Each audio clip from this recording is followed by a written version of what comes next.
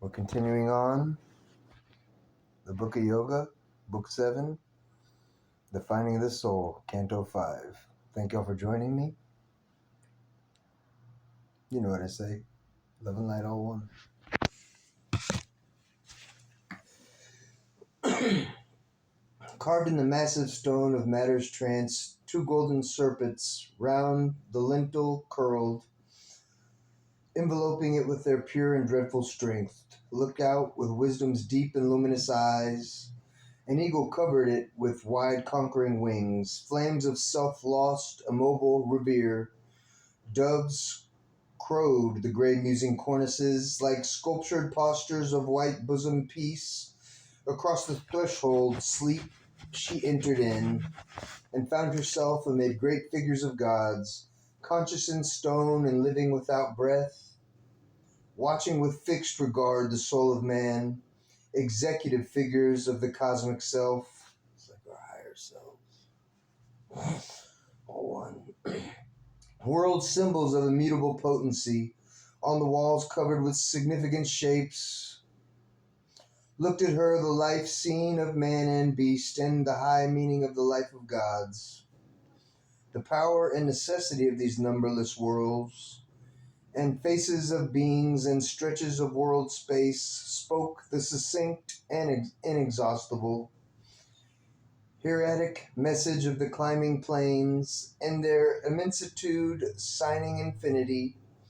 They were the extensions of the self of God, and housed impassively receiving all, his figures and his small and mighty acts, and his passion and his birth and life and death, and his return to immortality.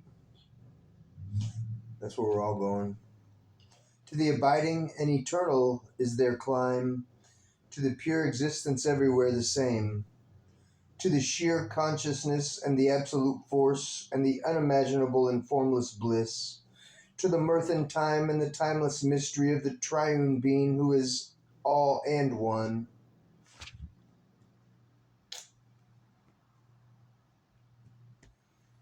And for those way in the back, infinitely, which y'all already knew.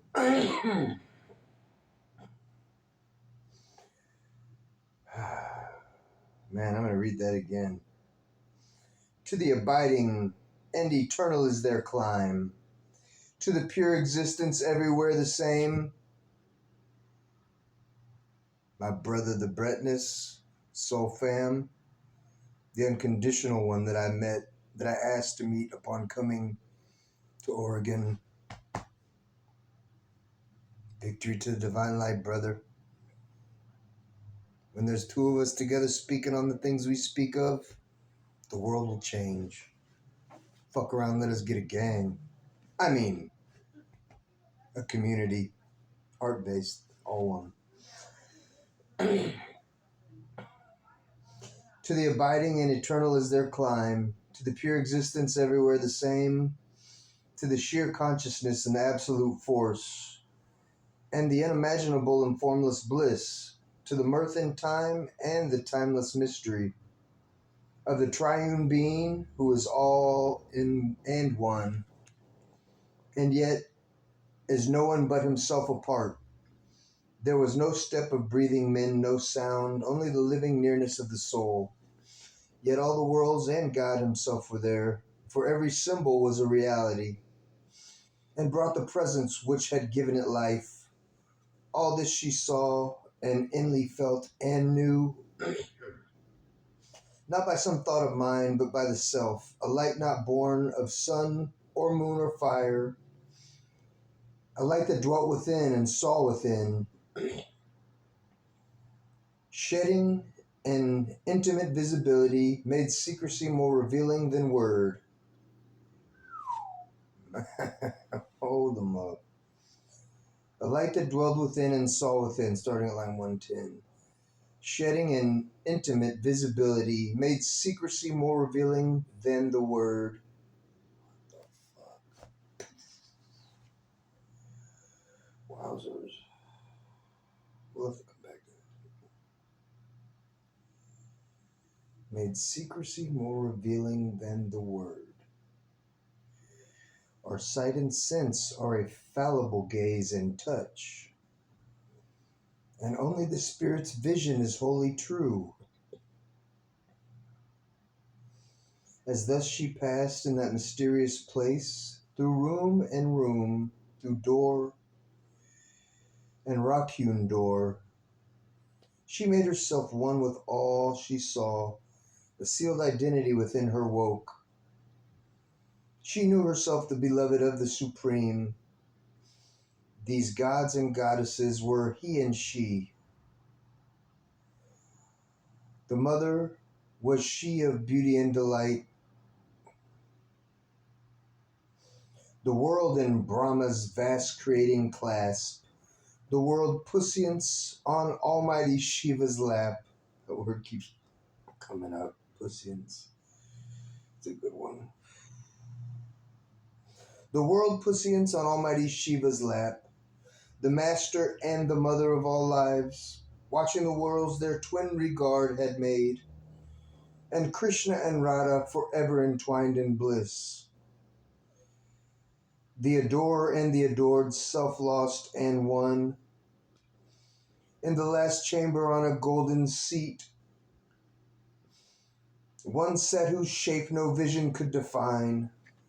Only one felt the world's unattainable fount, a power of which she was a straying force, an invisible beauty, goal of the world's desire.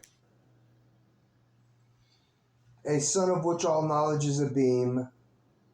So my buddy Brett was correct in his divine speech, speaking of the fact that we've been bamboozled. The female, the life-giving force, the womb, all creation comes from the female. Therefore, the sun would be the female. The moon is the shadow of that. The man in the moon. Thank you, Brittness. Reinforced by SAVITRI, Sri Aurobindo. A sun of which all knowledge is a beam, a greatness without whom no life could be. See, that's the female. Thence all departed into silent self, and all became formless and pure and bare. Then through a tunnel dug in the last rock, she came out where there shone a deathless sun. A house was there, all made of flame and light, and crossing a wall of Dornus living fire, there suddenly she met her secret soul. Ooh, it's a lot to unpack. We're going to take a break right there.